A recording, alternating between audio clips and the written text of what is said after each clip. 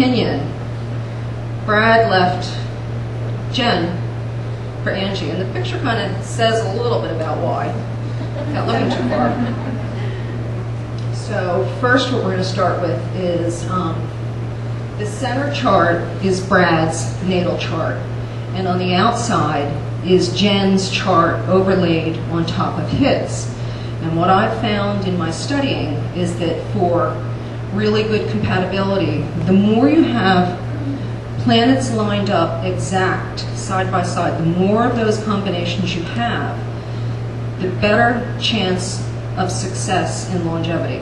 Now that doesn't mean it has to be that way. You can have wonderful, fabulous combinations between planets that are really good and really helpful.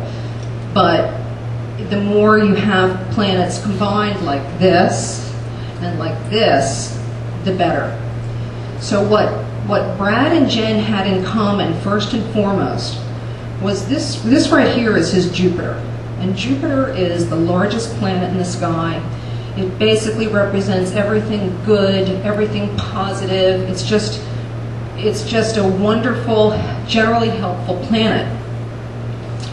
And Jen had right at that exact same point, 9 degrees, Venus, the planet of love, money, everything wonderful, warm, and cozy, as a general rule.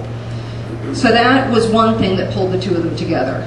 In addition, over here, where Brad has the planet Mercury, which stands for self-expression, how you express yourself, how you speak, how you communicate, Jen has sitting right on top of that, within a degree, an asteroid that's symbolic of motherhood. So I would venture from looking at this, had they stayed together, they would have had kids, but they didn't stay together. The other thing I'll point out is that I've circled other things in the middle here on Brad's chart that are 10, 10, 10, 11, 9. I've circled them because they're significant for him. When you have planets that are basically at the same general degree, that's very, very important. And all it does is it magnifies Jen's connection right there. There's a connection way up here that's got dotted lines around it. That is a little bit different, and that's something where Jen's midheaven up there is focused on Brad from a point of fate. It's not reversed. He has no focus on her. She's mentally focused on him, so she's probably never going to get over him. But, so that's Brad and Jen. And now what I'm going to do is I'm going to pull up a chart that shows Brad and Angie next to it so that you can see the comparison.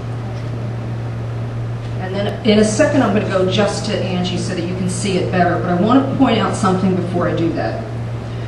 Where I showed you before the significance of this Jupiter-Venus connection between the two, Jupiter and Mars. And they're both, even though this is a 10, it's a very low 10. This is a high 9, so it's very close.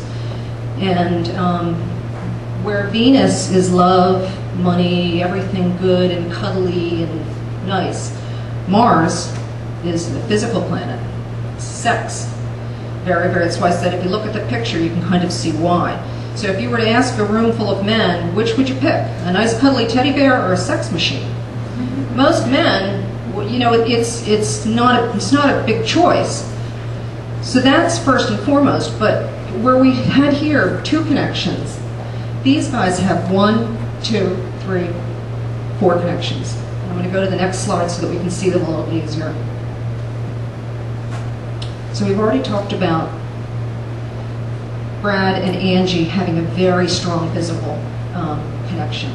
And it's important to note that Brad didn't leave Jen and then 3 years later meet Angie. He left Jen for Angie. And this is, in my opinion, why. Very strong physical connection, which I think was talked about back when they were doing Mr. and Mrs. Smith. They had a really strong chemistry. The other thing that they have is Angie's north node of destiny sits right on Brad's asteroid for motherhood. And look at them just collecting and producing their own kids, just kids. So that's a really strong connection. But over and above that, there's this here with this, it's green and it's a VTX. A VTX. His vertex, her vertex. Her vertex is on his ascendant, and the reverse is true up there. The ascendant is the sign on the horizon when you're born, and it's what you see and what other people see when they see you. So what Brad sees is a point of fate, and it's Angie. And what Angie sees is a point of fate, and it's Brad. And the only other time that I've seen this reverse connection where people see each other fatalistically is Prince Charles and Camilla Parker Bowles have the exact same thing. But they don't have it magnified by all these other things. Because you've got it magnified here by Angie's Neptune, which is a very dreamy, romantic planet, and Angie's Venus way up there, again, love. So they have very, very strong connections which pulled one away from the other. I want to ask, how am I doing for time so far? Good? So what does that mean? 6 minutes. Okay. When I did this presentation for the other readers, they asked if I could spend a little bit of time talking about what did I think their longevity chances were, and did I think that Brad would ever go back to Jen. I don't think Brad will ever go back to Jen. I think it's a lovey-dovey kind of friendship connection. I think there's too much steam going on in this, between these two. And whether they stay together or not depends on two things. See that 28 up there? That's the planet Uranus, and it squares Venus up there with 28 degrees. When you have a square, it presents challenges and things can change. And that square is on Angie's chart. And she's headed into marriage number 3, because these two are talking about marriage right now. So I think she's the one who would be more likely somewhere along the line to potentially change, but I think it would be hard, given their connections, for her to do that. The other thing that they have is they have an opposition here between Brad's Mercury and Angie's Saturn. Mercury is how you express yourself, how you communicate. And we all know that, we know that Angie, like her reality, which is planet Saturn, is reality. Her reality is, kind of saving the world's children, going out and doing all the humanitarian stuff. And because these planets are in opposite sides, it's kind of like two people that really just don't see things the same way. So if you've ever seen any of the Saturday Night Live skits where Angie's doing all the save the children stuff, and Brad's portrayed as some kind of a buffoon who has no idea what's going on, but he's kind of just like got the leash around him and he's following her along, just doing whatever. That's kind of what that signifies. They're really not in sync with that, even though it would appear that maybe they are. There's a bit of a difference, but as long as they respect each other's differences and understand that and agree to support each other, it won't be a problem.